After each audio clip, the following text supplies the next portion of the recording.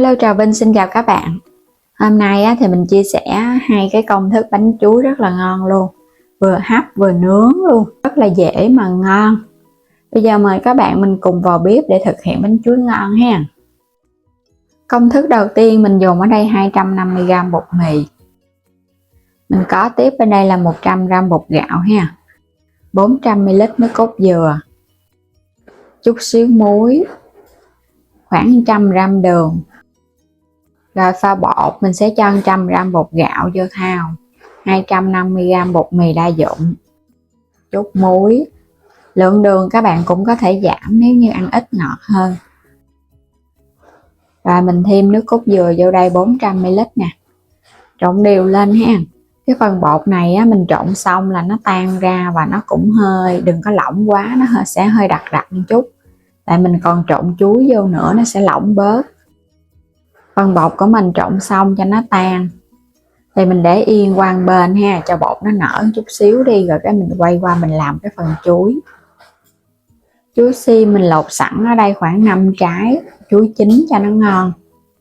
Chuối chín mùi mùi thì nó càng có cái mật ngọt nhiều, và khi mà các bạn đập ra nó dễ mịn hơn. Mình thêm vào chảo 2 muỗng canh đường, cũng có thể tăng thêm tùy các bạn thích ăn ít ngọt hay là ngọt nhiều. Mình nấu cho nó tan ra để có được cái đường caramel nè. Sau đó thì cho hết cái phần chuối đã đập nát ra. Rồi mình cho hết cái phần chuối nãy mình đập ra nè. Các bạn đảo cho đường nó tan ra. Bước này giúp cho chuối nó có màu đẹp và nó ngon. Cho hết toàn bộ phần chuối đang nóng vào trong thau bột để giúp cho bột nó nhanh nở. Cũng sẽ tạo thêm cái độ sệt hơn cho phần bột. Cái bước mà làm chuối xên đường vậy là mình thấy đơn giản, nhưng mà bánh của mình nó thơm lắm. Mình khuấy cho nó đều xong rồi, các bạn có thể mình đem đi nướng liền luôn được rồi. Tại vì chuối nó nóng là bột nó nở à. Mình sẽ cho vào chảo một ít dầu ăn, tráng cái chảo trước ha. Sau đó chảo nó nóng thì các bạn hãy múc bột cho vô. Mình sẽ cho từng cái bánh nhỏ nhỏ, ăn nó cũng ngon hơn. Hoặc là các bạn muốn tráng hết cái chảo một cái bánh nó bự cũng được luôn ha, tùy ý thích à. Mình sẽ tráng những cái thật là mỏng. Rồi có đậu xanh hấp chín sẵn thì các bạn cho lên trên giữa cho cái bánh nó thơm, ăn vô nó cũng bùi bùi. Còn không thích thì bỏ qua, mình làm bánh chuối không cũng ngon. Chờ cho cái bánh ở bên dưới nó vàng thì các bạn hãy trở bề nha. Bây giờ thì mình đậy nắp lại chút xíu để cho bánh nó chín kỹ. Chút xíu vài phút các bạn. Nhớ để mức lửa thấp nha, để cho bánh nó chín từ từ chứ không thôi là nó bị khét. Các bạn sẽ trở cái mặt bánh, mình nướng thêm một mặt nữa cho bánh của mình nó vàng ngon. Sau khi mà mình nướng hai mặt bánh nó vàng thơm rồi thì bây giờ các bạn sẽ lấy nó ra ha. Bánh vậy là ngon rồi nè. Bánh chuối rán chảo, vừa ngon vừa tiện lợi nữa và lạ miệng. Rồi cũng tương tự các bạn sẽ gót bột vô. Cái mình múc từng cái mình chia ra thật là mỏng. Bánh này phải mỏng nó mới ngon. Thêm đậu xanh vô nè. Đậy nắp chờ chín. Bánh sau khi nướng xong mình sẽ xấp nó ra. Bánh ngon quá chừng luôn á. Bánh chuối thơm phức, có độ dai dai mềm mềm, kết hợp với đậu xanh bùi bùi béo béo của nước cốt dừa nữa. Một món bánh siêu đơn giản mà ăn ngon, vừa lạ miệng vừa ngon. Hôm nay mới nghĩ ra cái cách làm này, bánh chuối theo cái kiểu bánh rán mà ăn ngon lắm các bạn. Thấy nó cũng dễ, không có khó gì hết á. Chỉ với cái chảo thôi ai cũng sẽ có được cái món bánh chuối ngon. Mình quấn cái cọng lá dứa vô, nhìn cho nó dễ thương. Lá dứa kết hợp vào trong bánh chuối nóng nóng nó cũng tỏ ra cái hương thơm nữa. Một món bánh chuối chỉ với cái chảo chống dính mà ra cái bánh nhìn đâu có biết bánh chuối đâu ha. Có chào vài trái chuối thôi mà ai cũng sẽ có bánh ngon thưởng thức luôn. Bánh này thì các bạn làm mình ăn được 2 ngày luôn ha.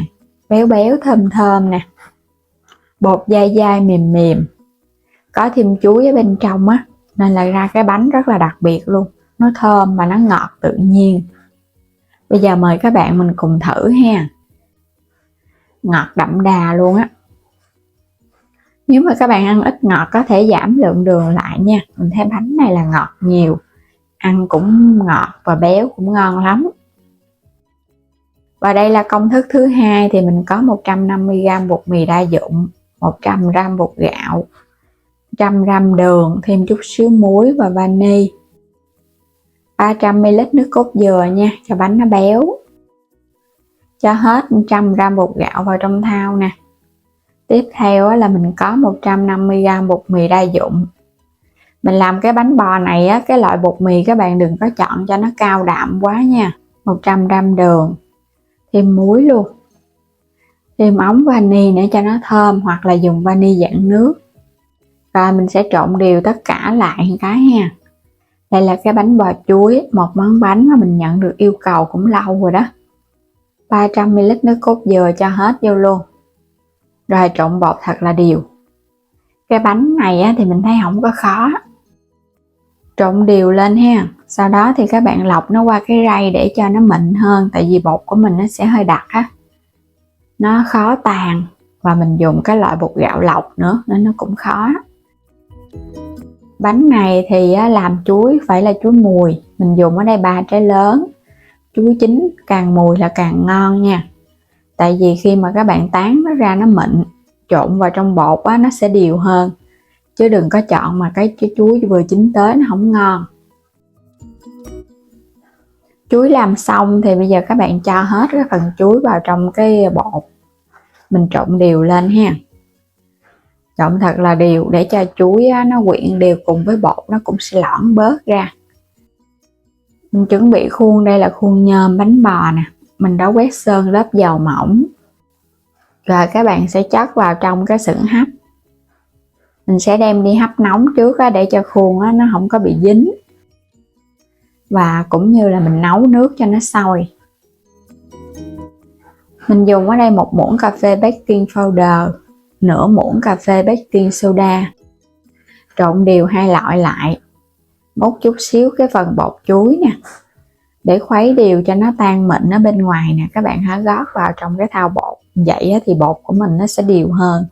Và chừng nào mà chuẩn bị hấp thì các bạn hãy hòa cái phần bột nở này vô ha, giúp cho chuối của mình nó nở tốt. Nước trong nồi cũng sôi rồi nè.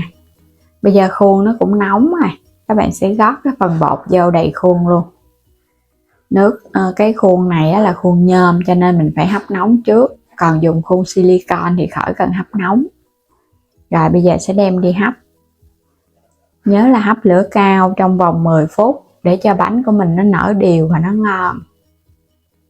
Đủ thời gian là mình tắt bếp luôn. 10 phút là bánh nó chín nè. Mở nắp ra. Thơm quá chừng luôn á. Thơm nhất chính là cái mùi nước cốt dừa và vani các bạn. Bánh nó nở vùng cao vùng cánh luôn. Đây những cái bánh bò chuối hấp dẫn, không có cần dùng men nở. Mình chỉ cần trộn bột nở vào trong bột, bánh vẫn nứt và nở thơm phức. Nhìn giống như là cái bánh bông lan vậy ha, cái gân chuối nó nổi lên trên mặt nè. Cái bánh bò này đặc biệt là các bạn phải thấy được cái gân chuối nó nở và nó nổi lên trên. Xung quanh nó thì phải là nở đều và xốp thì bánh nó mới thành công. Mình tháo ra dễ dàng nè, tại vì bánh nó đã nguội rồi đó. Làm đơn giản ha, không có gì khó hết. Nguyên liệu này là mình dùng 3 trái chuối lớn, hoặc là các bạn có thể dùng 4 đến 5 trái chuối cũng được luôn, bánh vẫn thơm ngon nha. Bánh nở và nó xốp lắm. Ở trong các bạn thấy cái phần chuối của mình lên màu đẹp quá ha. Không có cần phải ướp đường trước gì hết, cứ làm trực tiếp giống như mình luôn, sẽ ra cái món bánh ngon vậy nè. Và bây giờ cảm ơn các bạn đã theo dõi hết video của mình ha. Nếu chưa đăng ký thì vui lòng đăng ký ủng hộ kênh Alo Trà Vinh và Alo Trà Vinh 2. Và mua thêm các sản phẩm thì mời các bạn bấm vào góc trái video nha. Bây giờ xin chào và hẹn gặp lại các bạn ở những video tiếp theo.